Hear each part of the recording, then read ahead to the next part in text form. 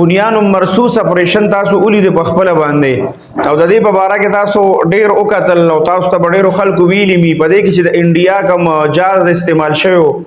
نو دا هغه د نوم چې کوم دی هغه تاسو داسې جدا جدا کې کنه نو هغه اصل کې دی را او بیا ځان لوي چې فعل نو اصل کې دا هغه جاز چې موږ د هغه د خفیه جلسه نوم چې دی نو هغه را دی او هغه وسره هم دی هر څه کې فعل شو ځکه چې هغه دا خبره مرغونه رسیدا چې د پاکستان جازونه راځي یا زمونږ د هر څه چې دي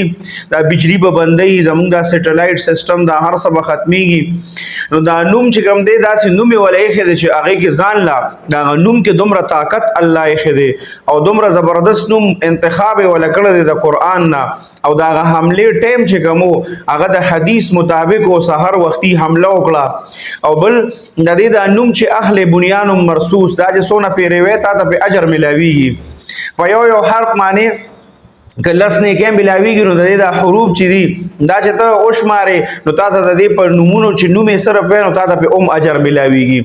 او بل داسې یو اپریشن چې کله دی اکثر وی چې دا په هغه وی چې مونږ په 65 کې مونږ غټلې وو په 71 کې مونږ غټلې وو 98 کو 99 هغه کې مونږ غټلې وو دا ټول جنگونه وی مونږ غټلې دي پاکستان وی د سره چرته جنگ غټلې نه دي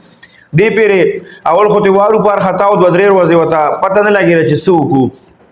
ځکه چې دا اپریشن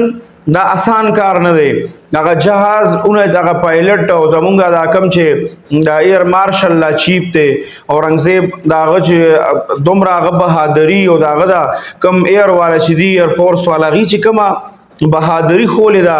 یو ملک ته تګ او هغه کې بیا بمباری کول او الته کې دا ډیر ګران کار دی او تا ته پته لګي چې په ما باندې به د هر طرف نه گزارونه کیږي پته لګي نه چانس پکې دراتلو واپس ډیر کمی نو د مرګ چانس پکې سیوای د دې په فیصدي که وګورئ د مرګ چانس چې دی هغه پکې ډیر زیات دی او د واپس د ژوندۍ راتلو چانس چې دی نو دا پکې ډیر زیات کم دی نو دا اصل کې ایمانی قوت غواړي دا کم اپریشن چې کامیاب شو پدې کې ایسم نو دا صرف داري چې د الله د مسلمانانو سره مدد کوي ټیک د پاره کې یو عیسایم وو خو چونکه نسبت دی خو پاکستان سره د دې لپاره بغټو غټو خلکو دعاګانې کړي دغه چې کله عمله کې دا ډیر خلک بداسي وو چې په دغه شپه باندې الله ته به جړلې دعاګانې به کړي ختمونه به کړي په مدرسو کې ولا دعاګانې کېده نو دا الله غ مدد خو سره انسان سره بیا کنه او د الله د مدد نه بغیر ګورې دا نه کیږي ځکه کله اغي ټیکنالوژي ته وګورې دا اغي تیارو ته وګورې هغه ډیر زیات مضبوطو په پاکستان باندې خدای باوجود دا چې پاکستان نه الله بری ورک